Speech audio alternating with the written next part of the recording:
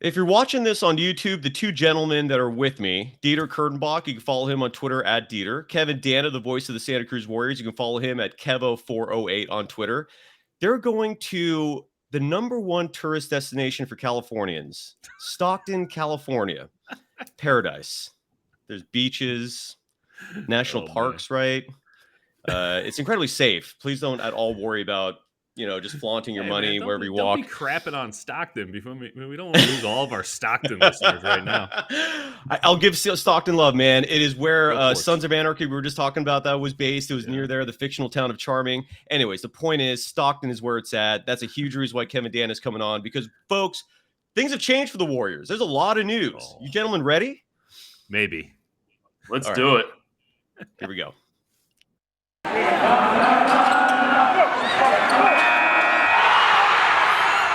You are Locked On Warriors, your daily Golden State Warriors podcast.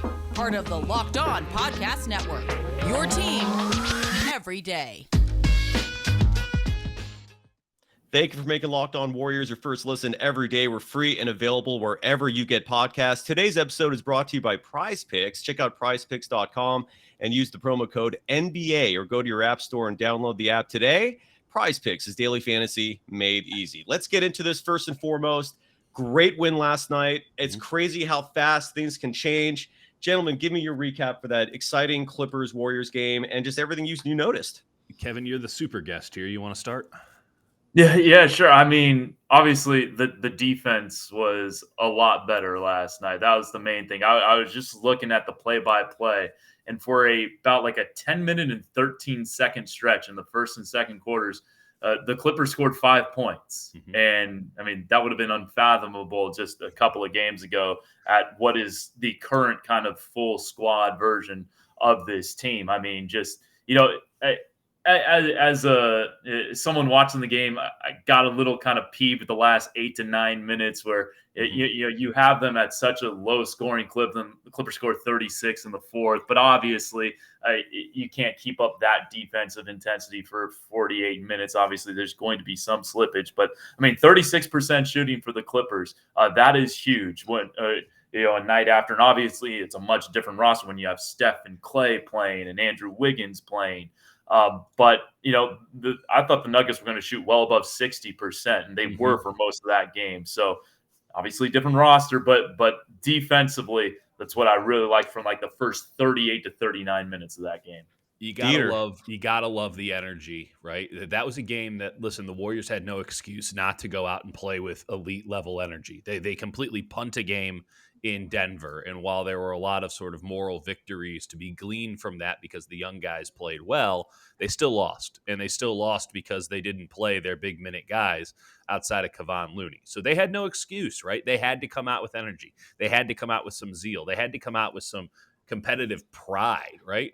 This is such a professional operation, the Golden State Warriors. And I do think that as we look around the NBA and we see so much drama and nonsense and just, I'm going to use it for the millionth time, peculiarity. Like, it's just like, it's weird. It's almost like a science experiment happening with sociology. And the Warriors don't have any of that stuff. They got their problems, don't get me wrong. And I don't think one game eliminates all those problems, but those are roster construction problems. Those are injury problems. Those are sort of human nature problems with like an Andrew Wiggins not being aggressive. Like, those are things that are normal and basketball related and not weird, overarching and governmental and things like that. And so they had no excuse not to bring great effort last night. And they brought, I thought, really good effort. Now, let's be honest about something. It helps when the Clippers, who are the fifth best three-point shooting team in the NBA, decides to have one hell of an off night. I mean, just an incredible off night. There were some open looks, no doubt. It's the NBA. The Clippers have a good system, but they were clanking left and right on open looks. What I really liked was Terrence Mann, 2 for 9. He's a guy who can get buckets in bunches, so the backcourt was working. Klay Thompson had an engaged defensive game. I thought Andrew Wiggins was just fine, which I'll take at this point. Reggie Jackson, 2 for 14, got nothing. Zubac, 0 for 6. So not only were the Warriors working well at the perimeter, Amir Coffey, 3 for 11. Luke Kennard, best three-point shooter in the NBA by percentage this year, 3 for 8 from beyond the arc.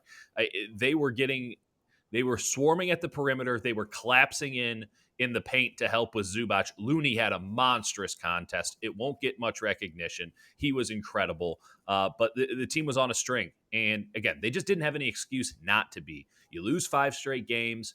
You have to come out, especially when you punt one, you have to come out with some serious intensity. So I was happy to see that sort of championship professionalism from the Golden State Warriors. We'll see how much of this translates moving forward. They get Denver again on Thursday, but that's what a good team does. They come out, they say, okay, this is done. This is over. They put a stake in the ground and they say, okay, things change from here. And Clippers, maybe they helped out a lot. Maybe they helped out a little. I mean, it's really up to the viewer, but I like the energy, and it's really funny how energy and good defense seem to coincide even at the NBA level. Yeah. And you mentioned that Denver game. I've never seen in recent history a loss translate more to this much positivity. And you talk about the defense being on a string. You're right. The Clippers shot, like 30% from 3 approximately. Yep. But a lot of those misses were the result of defenders at least running to those 3-point shooters to at least intimidate them mentally. And the hustle was there. The youngsters who thrived in that Denver game, a game I thought they really could have and should have won despite losing. But you look at, for example, Jonathan Kuminga. He poured in 26 minutes, led the team in scoring, and he built off that Denver game. Moses Moody, who didn't have a great game scoring-wise, but he played 30 minutes, and those were important 30 minutes. 8 rebounds. He played inside. You're spot on. Moody, actually, I would argue, had a much better game than the box score indicates. Defensively, Agreed. As you noted, rebounding, he was great. He was standing in the corner wide open a lot, especially when Andrew Wiggins wasn't on the floor. He sort of went into the Wiggins-esque role where you're supposed to just be – it's the old Harry Barnes role, hang out in the corner, and we'll find you. When you had Poole and Harry. Hey, what do you want me to do? I know it used to piss him off. It probably still does. And so me and Harrison had a weird thing back in the day. It was he was a tightwad, man. He was tight. And listen, I'm a pretty big tightwad, but I don't take myself seriously, and so we would get back and forth every now and again. I'd call him Harry, and he would call me he'd call me something that we can't say necessarily on the air and keep our good YouTube rating. And it was always funny because people would turn their heads very quickly and be like, "What did he just say?" So it was a good little game there. Nevertheless, there were I'm thinking off the top of my head 4 or 5 plays. I think they were all in the first half. You got to forgive the Oculus upstairs for me for not having full details on this. But there's a lot of times where he was just standing wide open in the corner, and both Steph Curry and Jordan Poole spent a lot of time on the floor together last night. They just are so used to Andrew Wiggins not wanting the ball in that situation that they just kind of ignored Moses Moody being wide open. I wish that they would have given the kid the ball a little bit more because he had the hot hand, but he finds a way to positively impact damn near every game he's in. And for a 19-year-old, I'm waiting for these colossal errors that he's supposed to be making. Kuminga, you still see him every now and again. And you go, well, he's 19 and he's going to do something really cool in about 2 minutes. And that's fine. You have to live with that. That's just the nature of the beast for the Warriors. They're relying on 2 19-year-olds. But Moody is starting to show a tremendous amount of flash, right? There's some tough buckets. There was a tough bucket late in this game. Obviously, he had the 30-point outburst where he was red hot in the first half, 22 points against Denver. But again, he's such a competent and polished defender. He's got great length. I think he's really good on ball. I'm wondering where these massive rookie mistakes that you would expect out of a 19-year-old are. And if they're about to come, he's got a good backlog. It's going to be really miserable. I just don't think they're going to come. I think that this guy is a 25-year-old masquerading as a 19-year-old. I'd like to see his papers.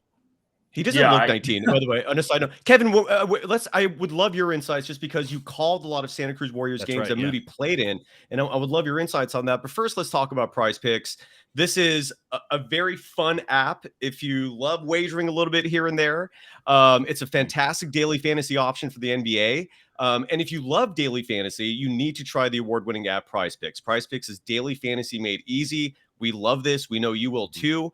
It's easy to use. You pick 2 to 5 players. It's an over-under on the projections, and you can win up to 10 times on any entry. And it's just you versus the projected numbers. Entries can be made in 60 seconds or less. It's that easy. PrizePicks is safe and offers fast withdrawals. Use the award-winning app on both the App Store and Google Play. For a limited time, PrizePicks has an exclusive no-brainer of an offer for all of our users. Users get $50 free if a player in your first PrizePicks entry scores a single point. That's it. But you must use the code NBA. That's right. This is an exclusive offer available to Locked On fans. Sign up today and use the code NBA to get your $50 for free. If a player in your first PrizePicks entry scores just a single point, again, just go to prizepicks.com. You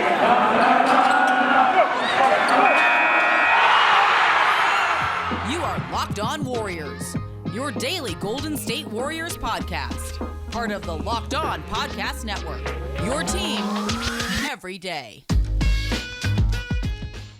Thank you for making Locked On Warriors your first listen. For your next listen, check out the Locked On Now podcast. Nightly recaps of every NBA game with analysis from our local experts is free and available wherever you get podcasts. He's Dieter Kurtenbach. You can follow him on Twitter at Dieter. Kevin Danna, the voice of the Santa Cruz Warriors. You can follow him on Twitter at Kevo408. Kevin, I got a two-part question for you. First off, give us your insights on Moses Moody. And secondly, the really big news, and Dieter, again, you're going to Stockton, the capital of tourism in California. Right. You're both going there for a very specific reason, because James Wiseman is finally making his debut, first of the Santa Cruz Warriors. We have him penciled in for 2 games. Kevin, give us everything you want to share regarding those 2 players. All right, I will start with Moses first, and to piggyback off what Dieter said. I mean, I thought Dieter was spot on, just kind of how aware and attuned to the game he is. The play that really stood out to me on that perspective, I forget which Clipper was driving, and Moses got called for a block, but he read, like, I thought it was a charge, but maybe that's through my blue and gold colored glasses that I watched the game. But like, he saw this drive coming, and he moved his feet. He kept his arms in. I thought he read the play beautifully. There was also that strip of Marcus Morris Sr. in the first quarter in the corner.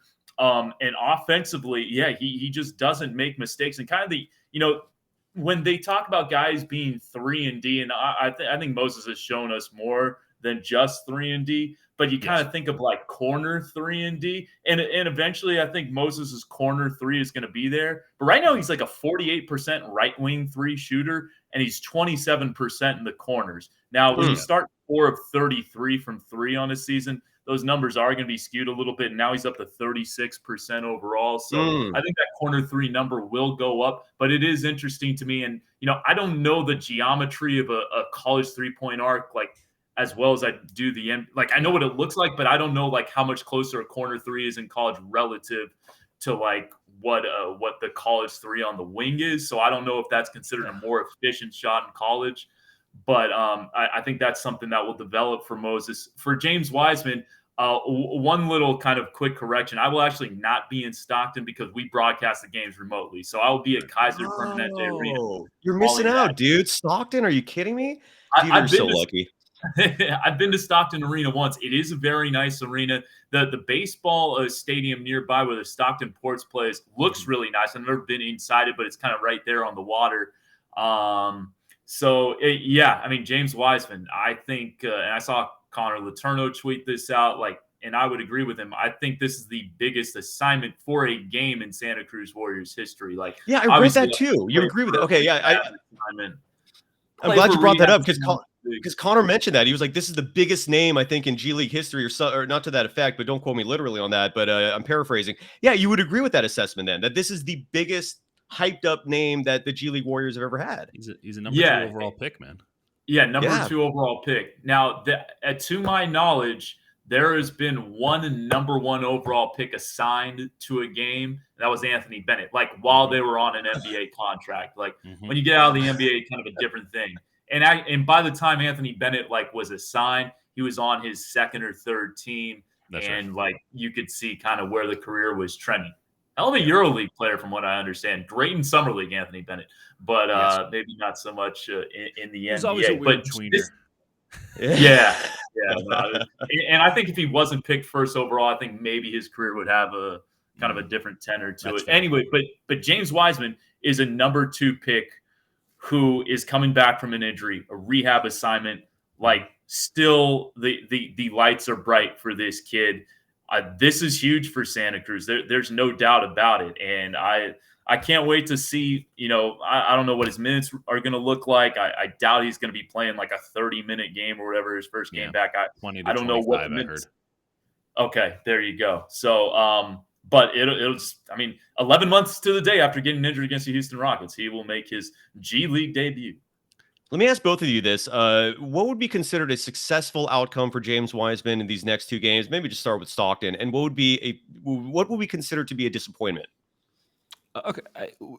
Successful is going out and looking like a man amongst boys, right? Like that doesn't necessarily translate to the NBA level, right? Like that's not like everyone's going to get excited and he's going to be part of the rotation if he does that. They will. Everyone will get overly excited, but it's important to temper that enthusiasm.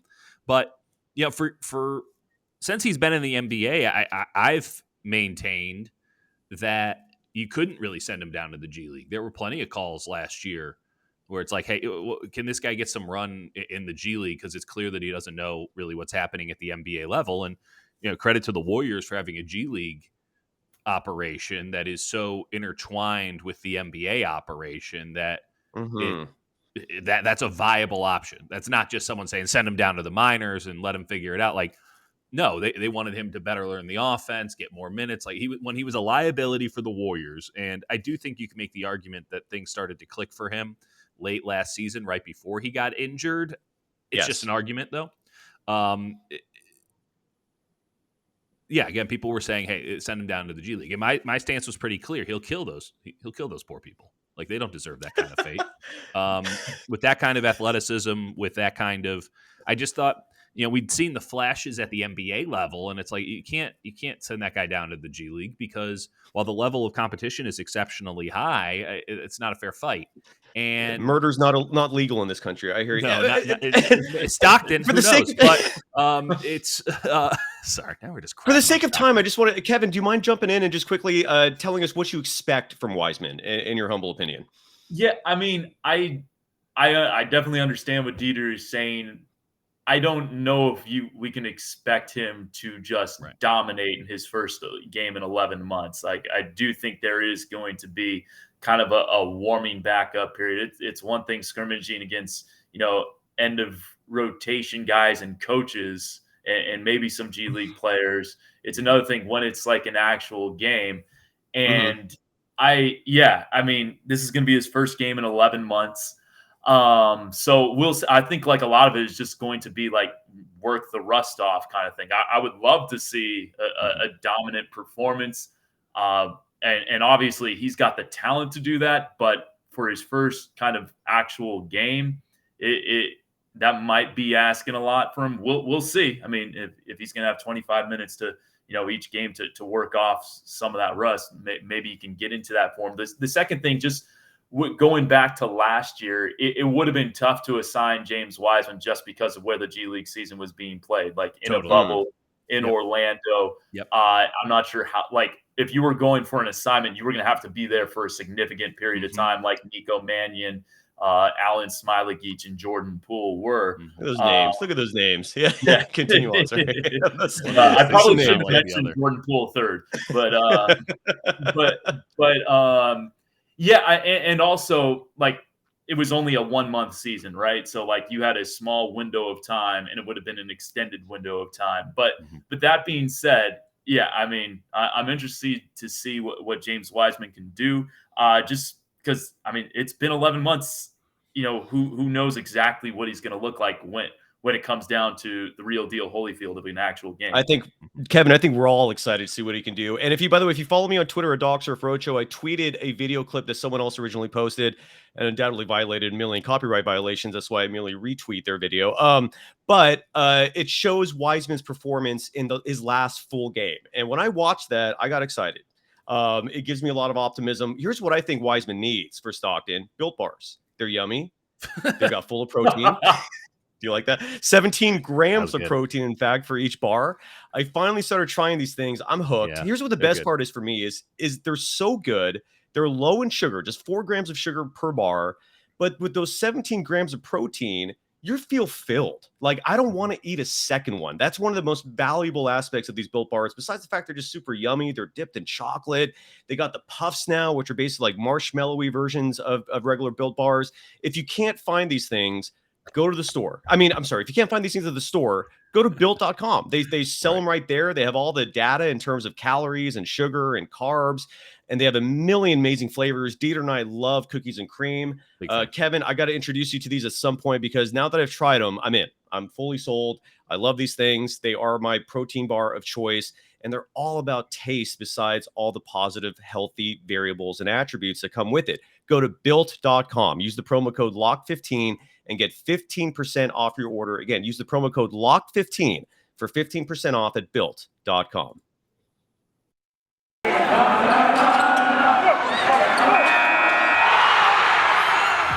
are Locked On Warriors, your daily Golden State Warriors podcast.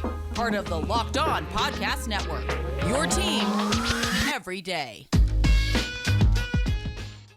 Thanks for making Locked On Warriors your first listen every day. We're free and available wherever you get podcasts. Dieter Kurtenbach, you can follow him on Twitter at Dieter, and you can listen to him nightly on KNBR. Is it a 5-night-a-week thing now, or is it Nope. still on? Okay, gotcha. All right, well, hopefully that happens at some point. And then How the Kevin hell do you think I'm Danna going to Stockton. Fair enough. And then Kevin Danna, you can actually listen to him. He's got a bail in a second because you're jumping on the Warriors flagship station, 95.7 The Game. So we'll try to wrap this up soon. But gentlemen, let's shift gears to Tyrique Evans.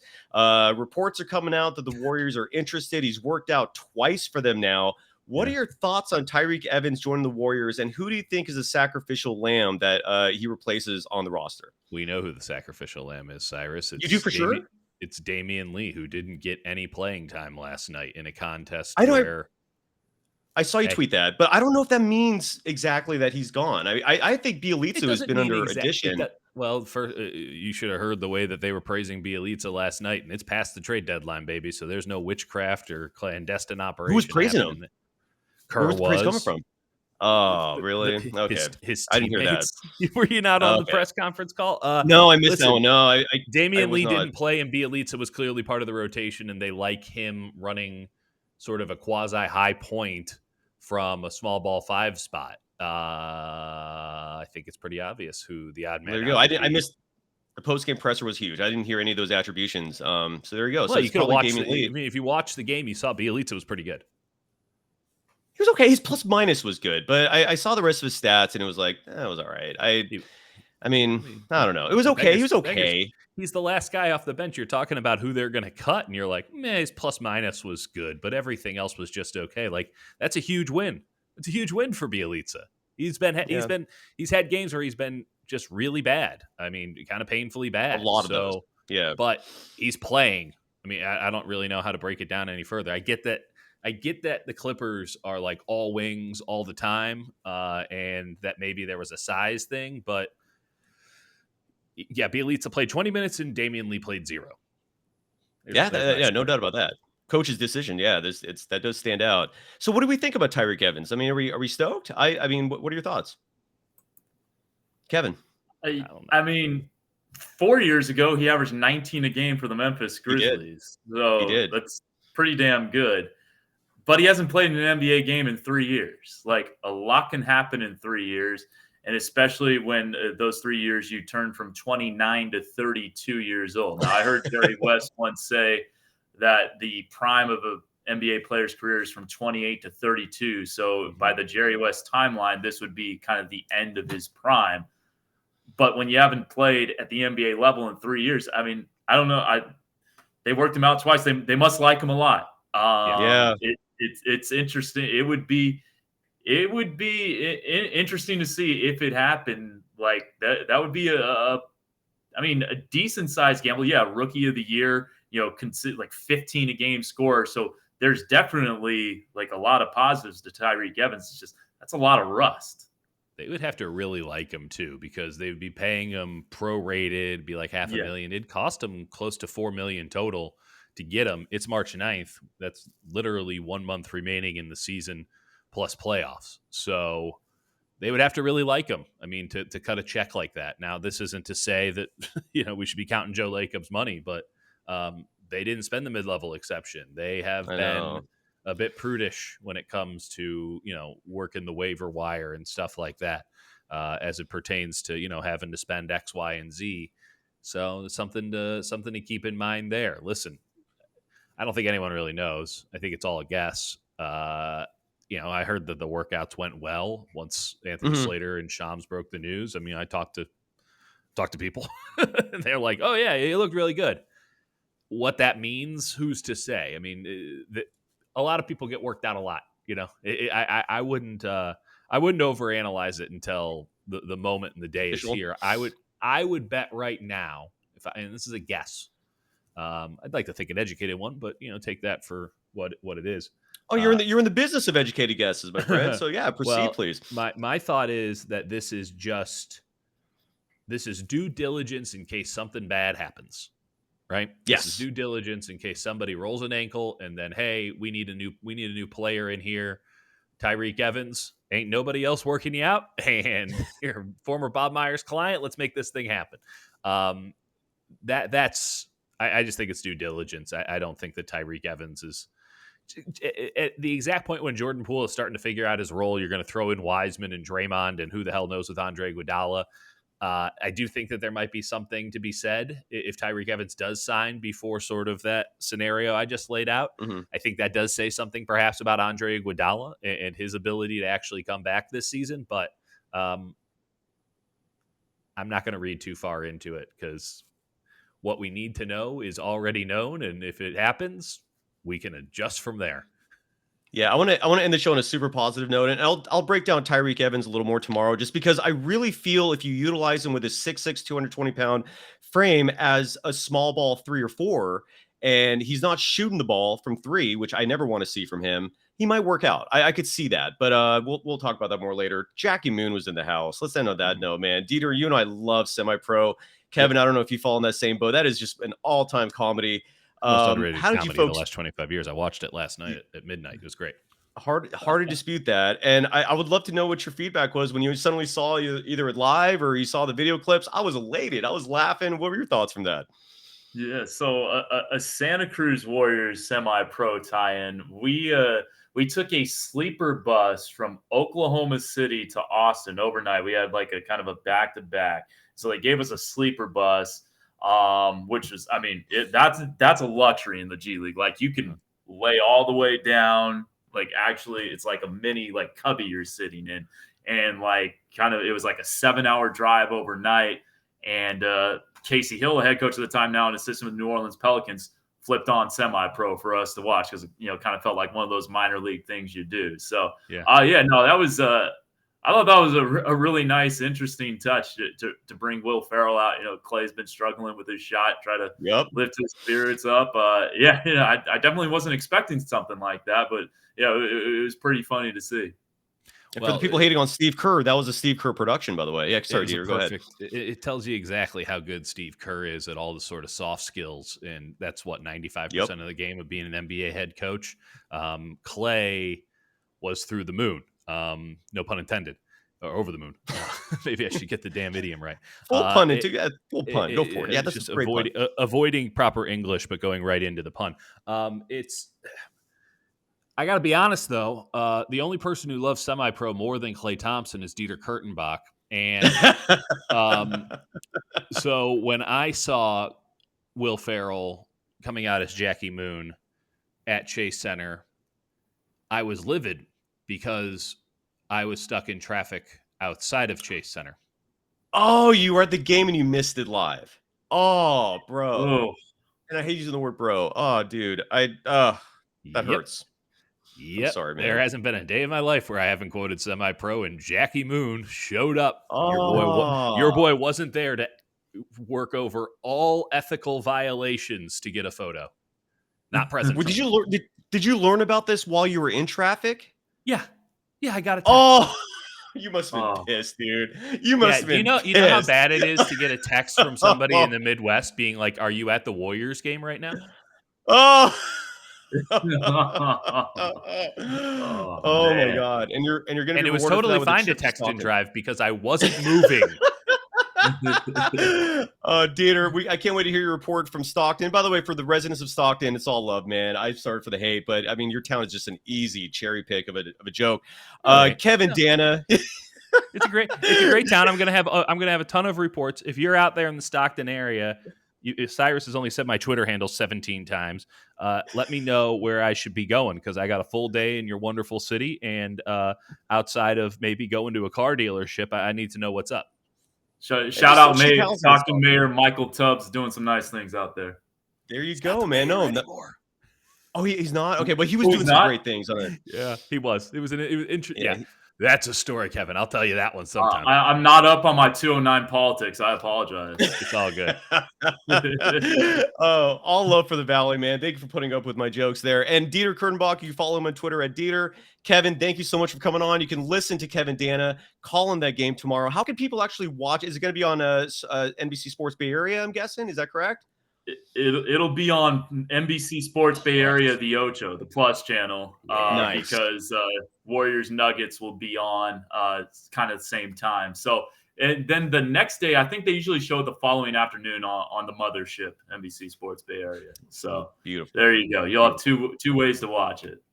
And if you follow G League Warriors, you can also get updates there. Follow Kevin Danna on Twitter at Kevo408, Dieter at Dieter.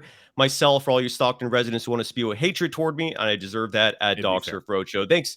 Thanks for making Locked On Warriors your first listen every day. Now make your second listen Locked On NBA, Locked On Experts, covering the biggest stories, the NBA, every Monday through Friday in less than 30 minutes. Free and available wherever you get podcasts. Folks, thank you. Kevin, thanks for coming on. Dieter, always a pleasure. See you folks soon. Thank you.